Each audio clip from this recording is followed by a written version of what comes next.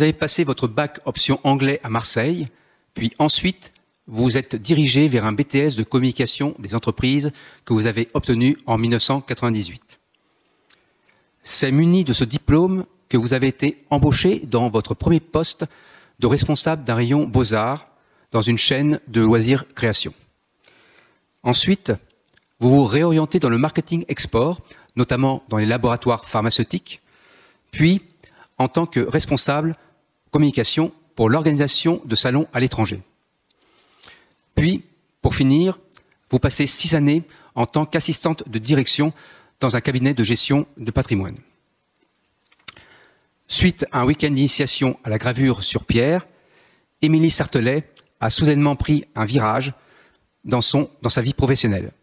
Bonjour Émilie Sartelet. Bonjour. Je viens de résumer en quelques mots votre parcours professionnel. Pouvez-vous nous expliquer ce qui a tout déclenché ? Alors, ce qu'il faut savoir, c'est que j'ai toujours été intéressée par toute forme d'art et par les civilisations également anciennes. Donc la rencontre avec la pierre lors de ce week-end d'initiation a pour moi été fulgurant. Ça a été une sorte de Big Bang où toutes les parties de moi-même ont été rassemblées en un instant. Ma passion donc pour les cultures anciennes. Alors on sait que en fait toute la mémoire de l'humanité se cache dans la pierre, et puis l'art évidemment. Je me suis dit tiens, je ne connais pas la technique de gravure, de sculpture, pourquoi pas essayer? Et ça a été vraiment un coup de foudre. Et j'ai tout de suite pensé est-ce qu'on peut en vivre? J'ai demandé à la personne qui donnait le stage est-ce que tu peux en vivre? Et il m'a dit mais bien sûr, regarde, je suis complètement vivant. Et là, vraiment, ça a piqué ma curiosité. Je lui ai demandé où s'était-il formé.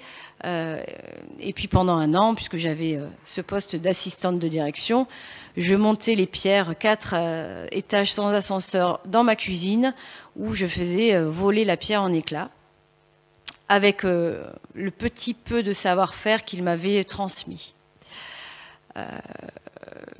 Donc pour moi, voilà, cet élément a été déclencheur, puisque je n'ai plus pu m'arrêter de toucher la pierre chaque jour de ma vie.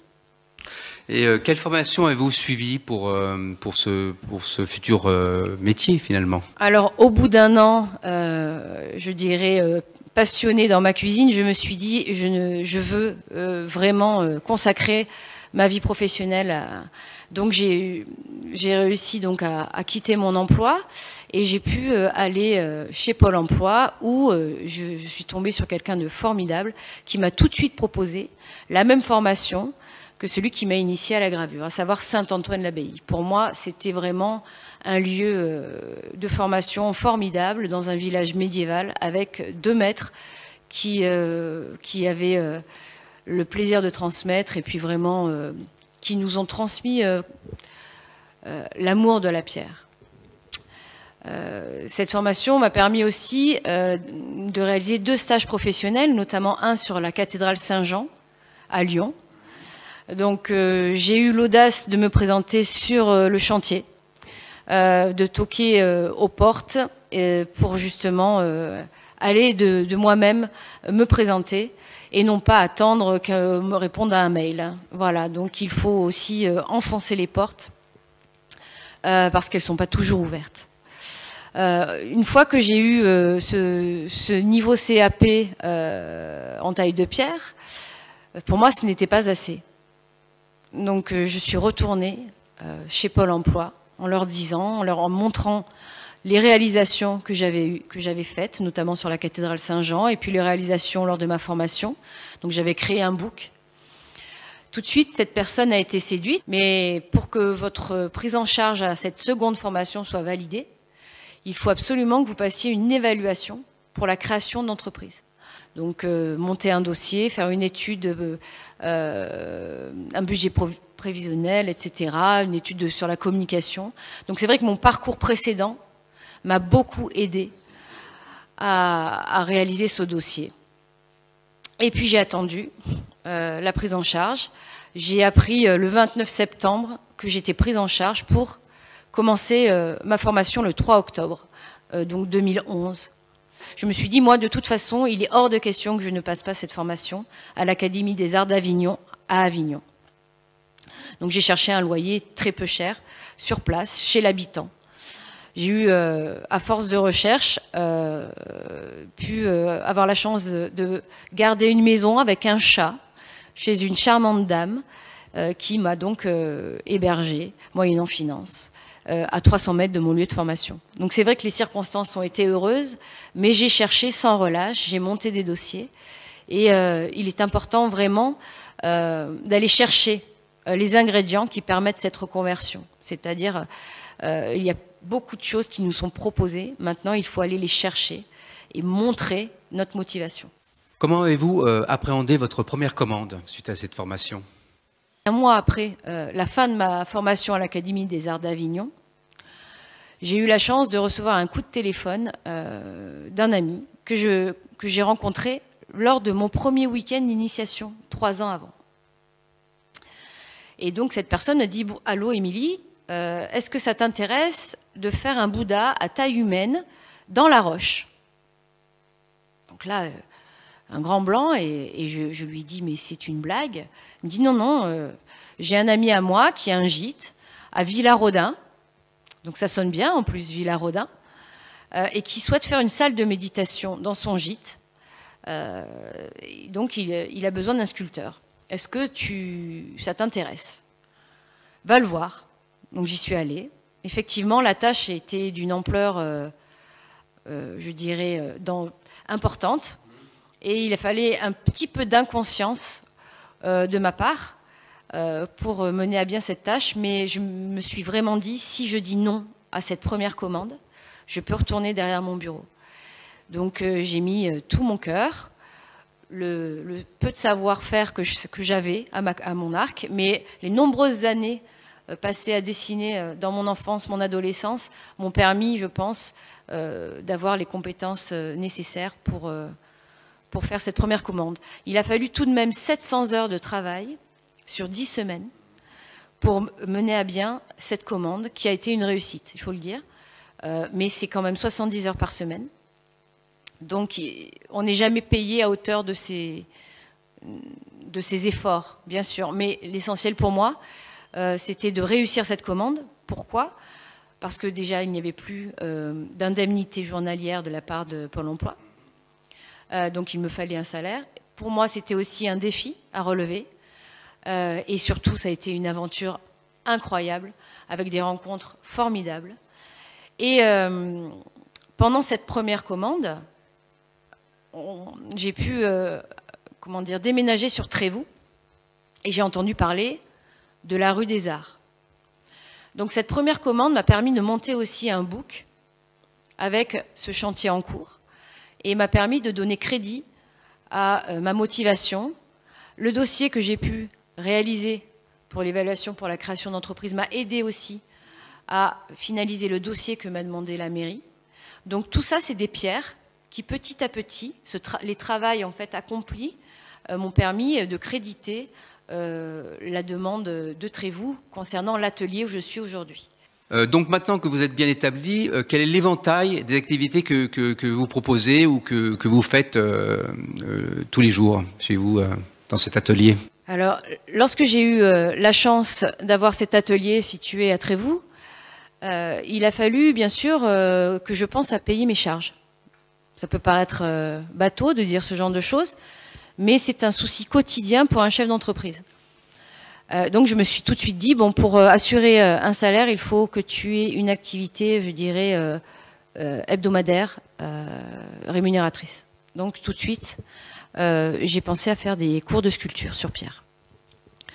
La demande a tout de suite répondu présente, puisque c'est vrai que la rareté de mon métier fait que les élèves sont là.